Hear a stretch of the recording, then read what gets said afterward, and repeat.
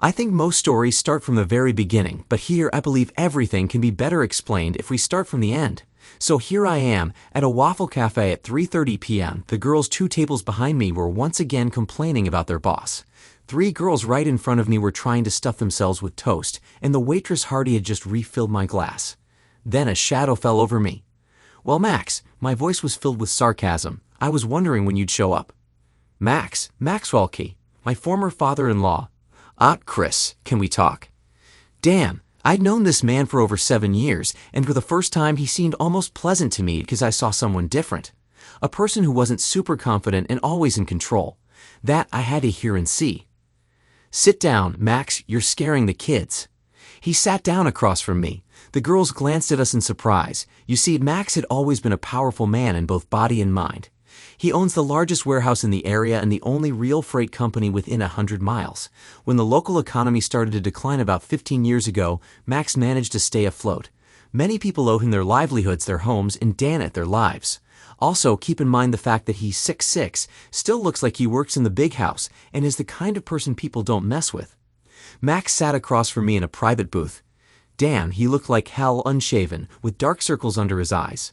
Sleepless nights in the K household, poor kids. "Chris, I know you're hurt, but can't you and Kelly just move past this little incident?" "A little incident?" I forced myself to stay quiet, though it felt like my heart was pounding so hard it might burst out of my chest.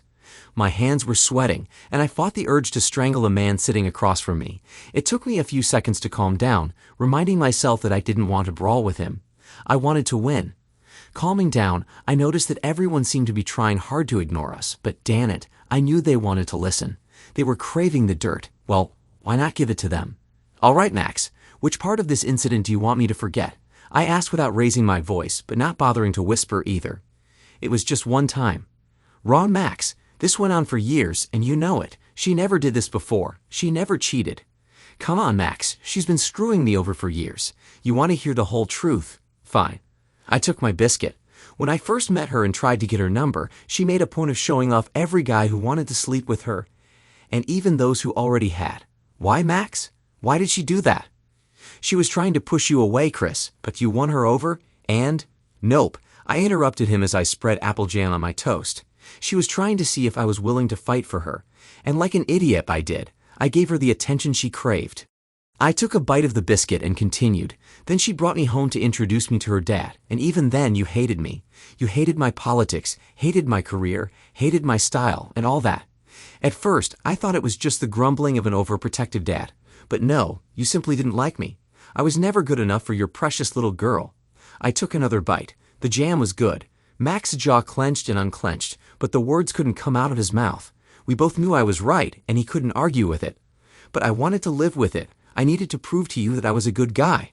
But I couldn't manage it. Don't argue with Dad. Just accept what he says. Don't say or do anything. Oh, we have few royal battles over that.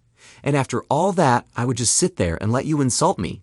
Tell me, was there ever a time I humiliated you in front of all your friends? Sitting there, arguing with you about everything and winning? No, you can't remember anything like that. Damn it, I didn't care. I just wanted us to stay together. Are you interested in what she tried to do? You see how much I submitted." I took a large sip of my drink, giving me a chance to observe Max closely. He didn't expect this. He wanted me to be hurt and torn.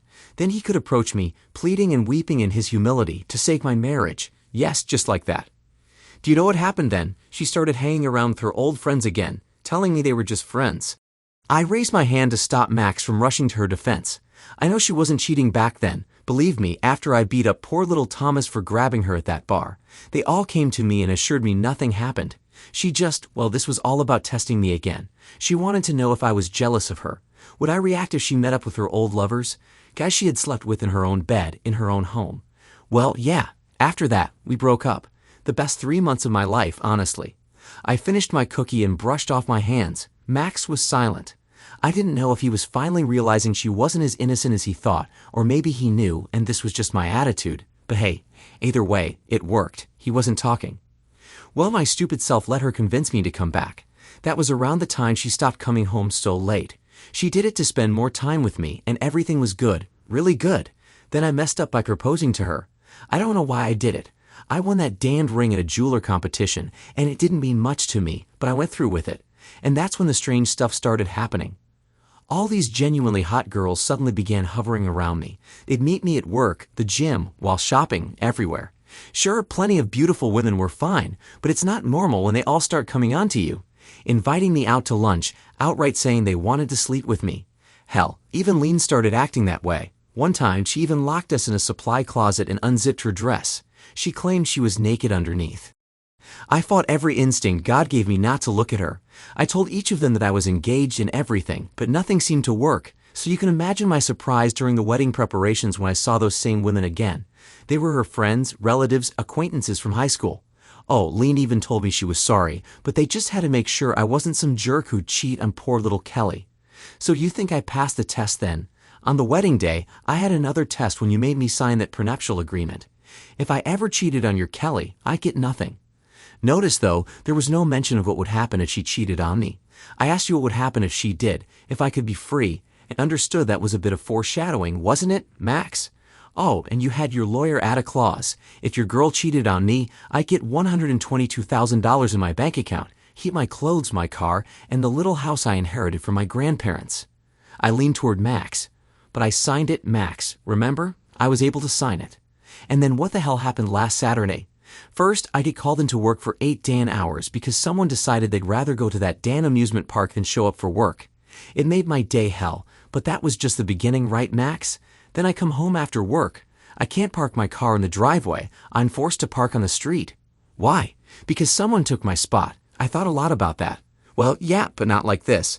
I figured one of the damn neighbors parked there and Kelly just never told them to move. So I come inside and see Kelly's car in the driveway. But where was Kelly herself? Kelly, I called out. I'm home. In the bedroom. Like a lamb, I went up there to ask about the car, but I wasn't prepared for what I saw. When I entered the room, Kelly and this guy, together in bed. In our bed. In my bed. They were having sex in our house. I was stunned for a moment, and then I yelled, "What is going on? Stupid, right? I mean, my wife was cheating on me. But at that moment, I wasn't thinking straight. Oh, darling, I love you, but I need more than what you're giving me.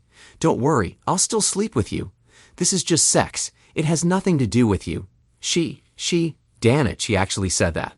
So this bastard is fine taking my wife, and she starts moaning there, and all that while my blood is boiling. But she went even further. "Darling, could you bring us something to drink, please?"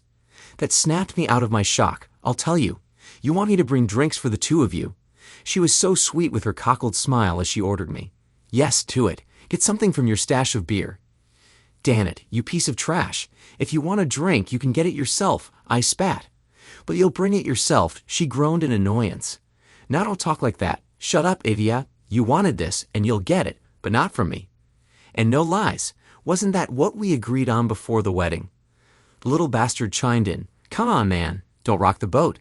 You'll get her 4 or 5 nights a week, and hey, you get to live in this big house with that nice piece. So just take it. Say that to me one more time, and you'll be eating through a straw for the rest of your life.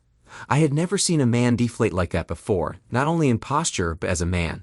I think he was about to wet the bed. Screw you, you piece of trash. Keep this damned house. I'm out of here, I shouted. And who did I bump into in the hallway? Mike, your Dan's son. Quite a twisted family you've got, huh? Your daughter with that bastard in my marital bed, and Mike wandering around the house. Mike was all set to help his sister. Slow down, Chris. This isn't what you think. Get lost. What the hell are you doing here? No, forget it. I'm out. Get out of my way. I tried to walk past him, but he grabbed my arm. Now, you know I don't like Mike. So when he grabbed me, well, you know. Does he feel better now? One hit. That's all it took. I swear, I meant to try breaking his jaw, but I struck his throat instead. Man, if you ever get punched in the throat, you're out cold. Then I headed to my room, grabbed my camping backpack. I needed that gear, and headed to the door. Mike's feeling better now, Chris. Well, the doctors say that. Great, but honestly, who cares? I played with my toast before continuing. Now, where was I? Oh, right. Kelly ran out of the house as I was leaving, her little robe flapping, shouting into the storm. But hey, she made her bed. Where did I go? Well, that turned out to be easy. I still had my old house, and I'd recently finished renovating it. I hadn't rented it out yet, so it was the perfect place for me to stay. On Sunday, I drove back to the house to pick up my things. No one was there, maybe they had all gone to church, I don't know. So I grabbed my clothes and whatever else I'd need, then headed to the Salvation Army to at least get a bed. The floor was just too hard. I heard laughter around me as I took a sip of dew, and who was waiting for me when I got back? Your precious little daughter. Well, the bed could stay in the truck as far as I cared at that point. I parked the truck and headed to the door to go inside. Chris, Chris, she shouted. She ran from her car toward me as fast as she could. Stop, please. We need to talk. I have to explain everything. Well, that's all I heard, because by then I'd gone inside. She knocked on the door, banged, rang the bell, and all that, but I wasn't going to talk to that cheater. What was there to explain? She slept with another guy in my bed. End of story. So what did I do? Open the door and yell at her? No. Maybe I called the police? No. Slipped out the back door? No. I put on my headphones and started reading a magazine. Eventually, the cops came and ordered her to leave. It took them a while to get me to open the door, but after I noticed the light from their car, I was forced to do it. Nothing special, my house and my name. I can be there if I want, so they sent her away. If it had been anyone else, they would have been in jail, but she's your little girl, Max. Max nervously thanked Hardy when she set a cup of coffee in front of him. He wasn't used to this. He usually controlled everything. He always ran the show, but this time I was in charge and wouldn't let go of the reins. Well, on Monday, I withdrew my $12,000 from the bank account. I also canceled all our joint credit cards, not that I ever used them, and cleaned up. I also went to S&K and had an interview. They were looking for expansion opportunities and had tried to persuade me for a while, but I didn't budge before because Kelly thought it was too big a risk. Damn, when I went to them on my own, they made me a good offer. I accepted it. Then I went to work, walked into the boss's office, and said, Tom, I'm sorry to say this, but I'm leaving. Why? I thought you'd like to hear, the man said, genuinely concerned. Actually, I hate it. You're a good boss, man, but I didn't go to college to be a clerk. Look, I hate to leave you in a difficult position, but I recently caught my wife with another man, and I need to leave. Damn, is it Kelly? Well, I don't want to let you go. Is there any chance I can talk you out of this? He asked. Sorry, Tom. There's nothing you can do. Thank you for everything. So I walked out of the office, but I saw his secretary talking so innocently on the phone. You know that witch was telling someone what she'd accidentally overheard. Then I went to see Mrs. Hines, a good shark, right? Yeah, I know she has an assistant helping me with a divorce, but another person was waiting for me, hoping that Kelly wouldn't get the papers at work on Tuesday. Well, they kept trying to convince me to talk to her all day yesterday after the papers were served and all day today, but I just walked away. I think your guys were keeping an eye on me and saw my car. Did you think you could fix this between Kelly and me?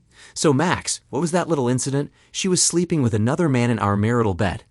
Let's see, Max, why did she cheat? Look, I had a choice at first. I could have left them in my bed.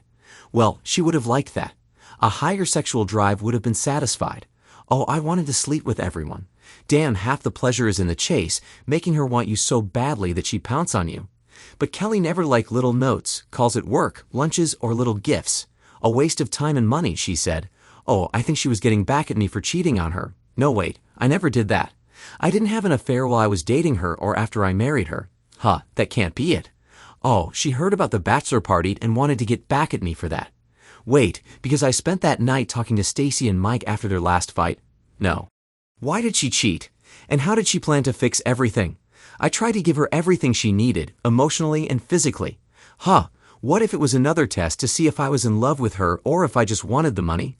She had the money you spent to keep her edible flower shop running. Oh, I like this.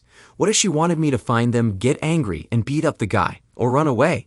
Well, that explains Mike's appearance. He was there to stop me from killing that guy, or to prevent me from running away, so she could tell me how happy she is with me now that she knows I really love her. Because if I were there for the money, I would be okay with her having fun. But here's the thing, I walked away. I didn't play that game, Max. For years, I tried to put up with your damned family and your tests, but what did I get? Trust? Love? Respect? No. I came home to see her sleeping with another man so I could prove myself again. Max finally composed himself.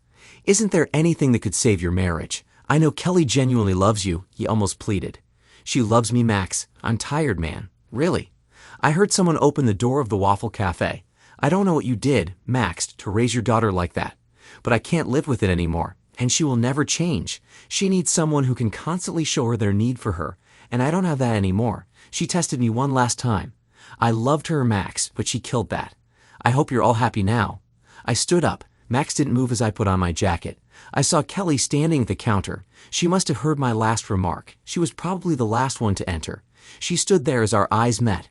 I saw tears in her eyes, a tremor in her chin, but I felt nothing. I pulled out a 20, placed it on the table, and walked into the night. Thanks to everyone who took the time to listen to today's stories. If you enjoyed it, please consider liking and subscribing if you haven't already. Feel free to share your thoughts on the events in the comments below. Take care.